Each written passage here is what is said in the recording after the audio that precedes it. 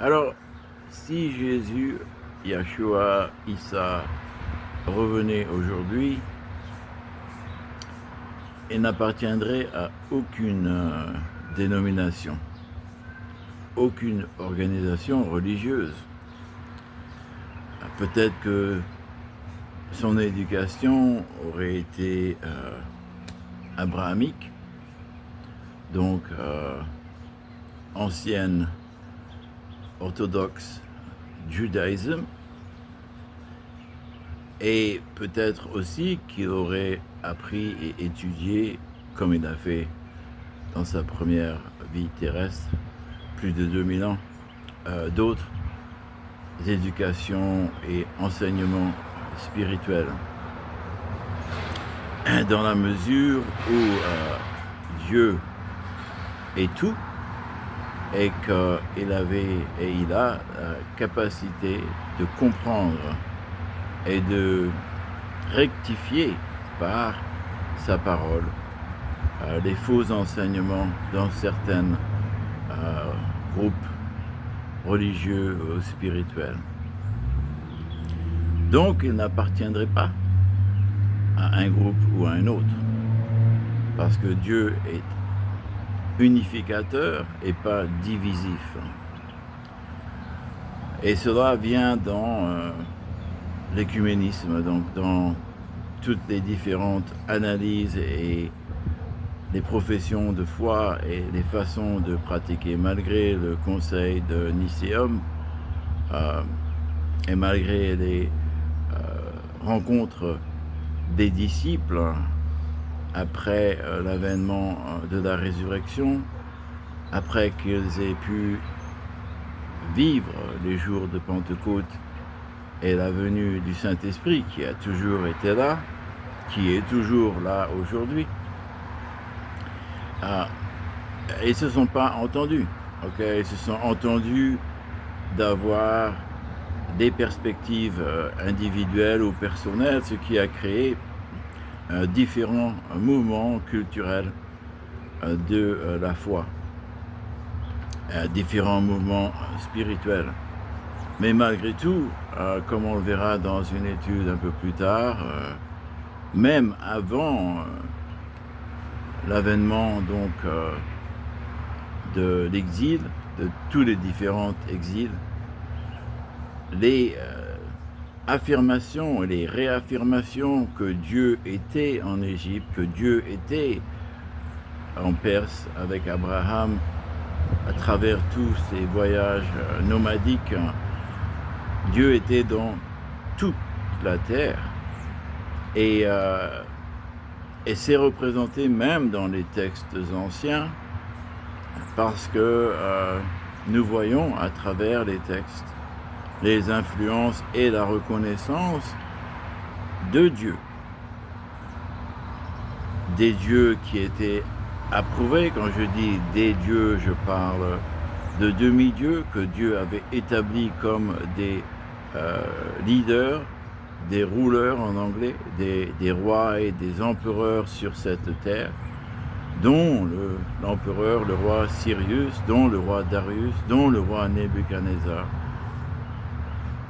À travers la parole des prophètes, il les appelle les servants de l'Éternel, malgré que la façon moderne de la chrétienté, surtout la façon protestantiste et même catholique, je veux dire même islamique, même judaïque, a transformé ces paroles en mettant ces peuples des ennemis. Alors que, comme on le verra aujourd'hui, la réunification des enfants de l'Éternel demande de comprendre que Dieu a utilisé les uns et les autres pour faire sa volonté, et sa volonté est de ramener ses enfants, donc toute la création, vers lui. Je comprends aussi que j'ai prié, parce que je ne sais pas si vous vous rappelez, mais à l'époque du conclave, c'était entre Cardinal Sarah et une autre personne que personne ne connaissait. Et Je ne suis pas contre Cardinal Sarah, non.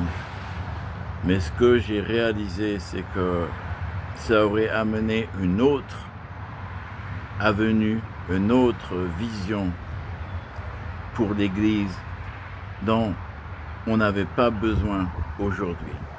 Pour moi, Cardinal Sarah peut avoir certaines perspectives et certains enseignements qui peuvent attirer des catholiques de longue génération ou qui ont des traditions et qui essayent de respecter leurs traditions sans comprendre nécessairement que la tradition catholique, comme la tradition protestante, a aussi fait des erreurs, dans la mesure où elle n'a pas permis la miséricorde de Dieu d'être appliquée.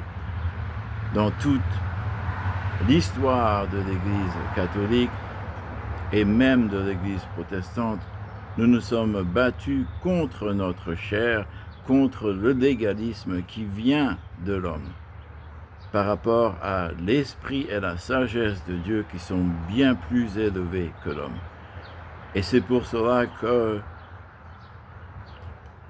j'ai été très surpris que l'Éternel ait permis l'avènement du pape Léo XIV, mais malgré tout, tout en respectant l'histoire de l'Église catholique, il essaye de réunir les chrétiens, entre autres en faisant la paix avec les orthodoxes, et je crois que c'est une chose très importante, et ça devrait aller beaucoup plus loin, parce que Dieu ne veut pas séparer son peuple.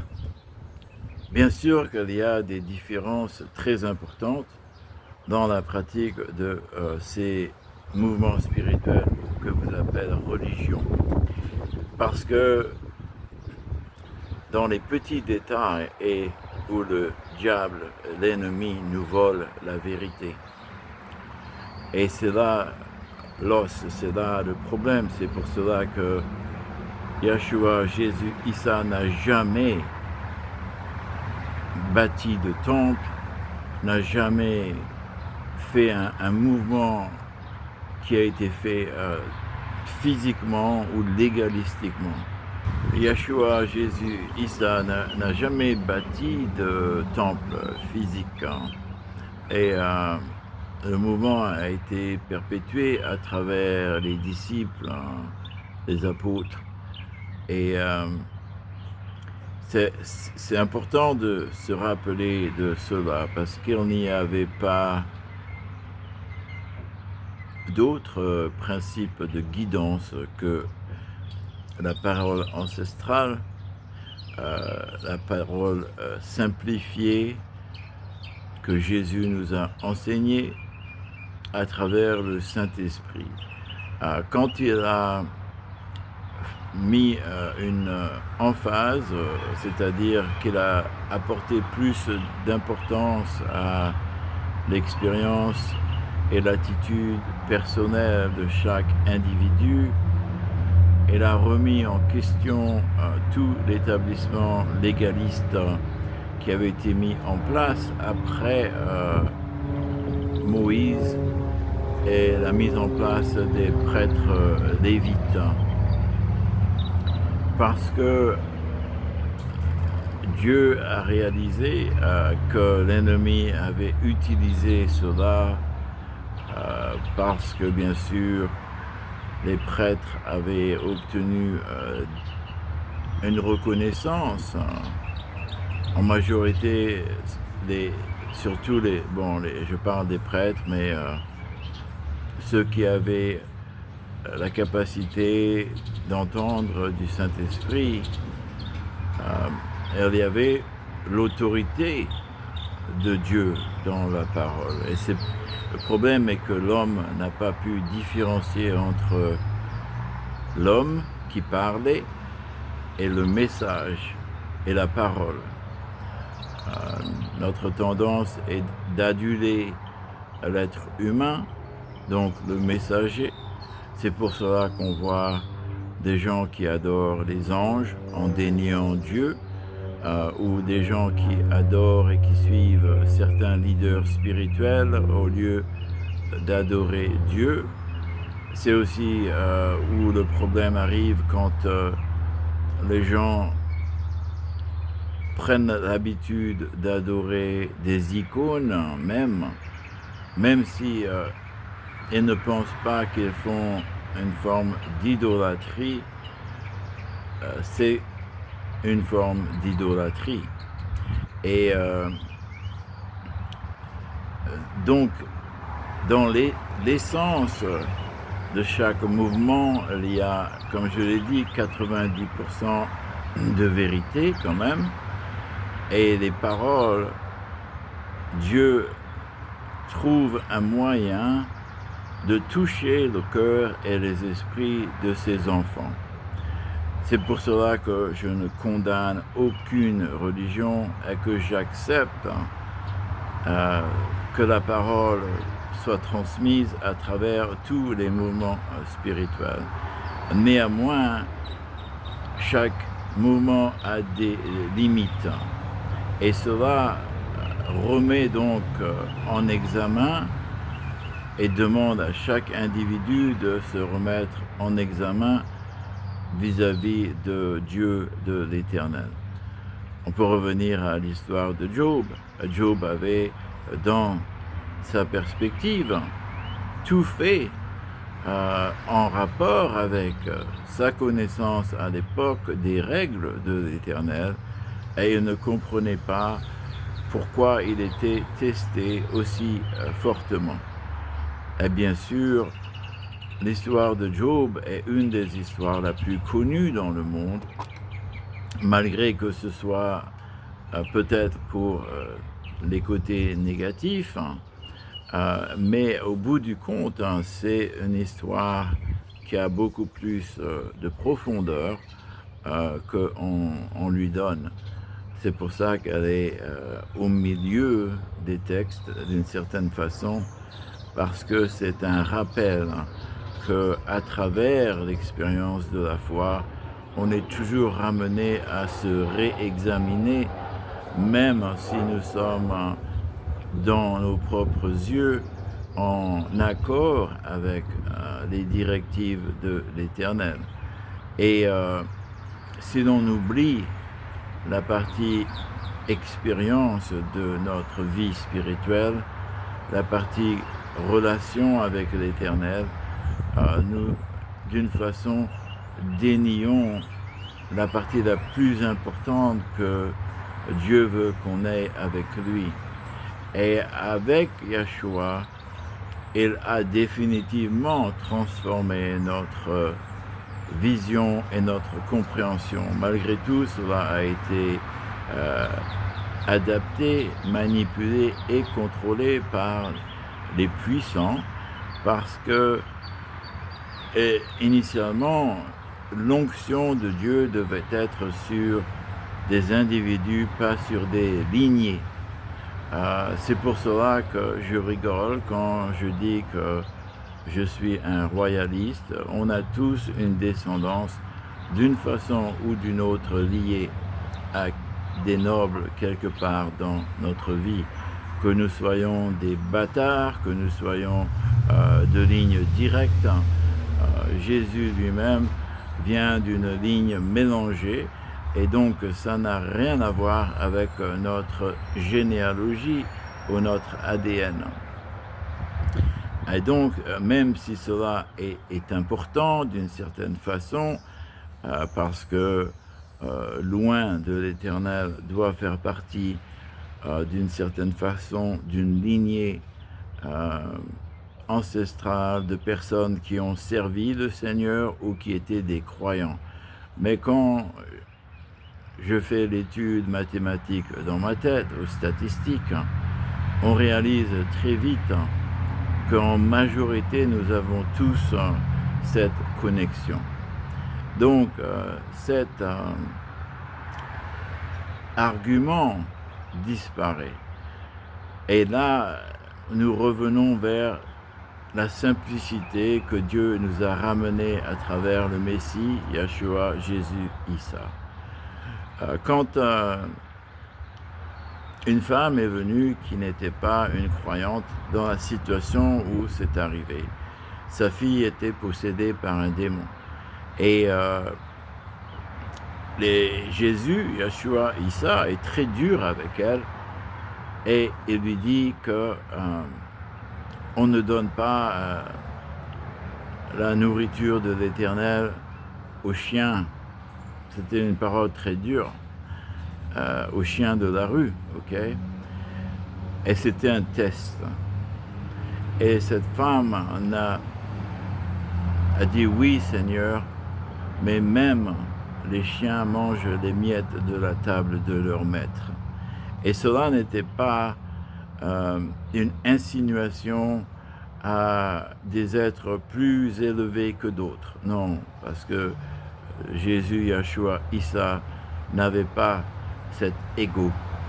Mais ce qu'il a dit, c'était pour l'éducation des Hébreux, des prêtres, des Lévites, des Juifs qui étaient autour de lui, et même de ses propres disciples, qui avaient été éduqués dans ce système élitiste. Et quand il lui a dit, « Femme, ta foi t'a sauvée, qu'il en soit de la façon dont tu désires dans ton cœur. » Et son enfant a été délivré et guéri. Donc, Yeshua a démontré l'importance de la foi plus que l'importance de la loi. Et Pape Léo XIV essaye de ramener l'Église à l'importance de la foi par rapport à l'importance des sacrements, du sacerdoce et de tout le showbiz autour de la pratique de l'Église. Parce que ce n'est pas le prêtre ou bien l'organisation, le pasteur ou l'imam ou le rabbin qui contrôle Dieu. C'est Dieu qui nous contrôle et c'est Dieu qui veut avoir une relation avec nous. Donc, d'une certaine façon, certaines croyances orthodoxes ont ce respect. Malgré tout, il y aura toujours notre chair qui arrivera au milieu de tout cela. Et c'est à nous, en tant qu'individus, d'appliquer la miséricorde et le pardon envers les uns et les autres, surtout envers nous-mêmes, et de pouvoir se pardonner. Donc il n'y a pas, pour moi, un problème entre les anciennes croyances et les nouvelles croyances. Il faut que chaque côté puisse mettre un peu de vin dans leur eau, ou d'eau dans leur vin, et essayer d'appliquer les principes les plus importants qui sont d'aimer Dieu d'abord et de respecter et d'aimer les uns et les autres comme Dieu nous aime.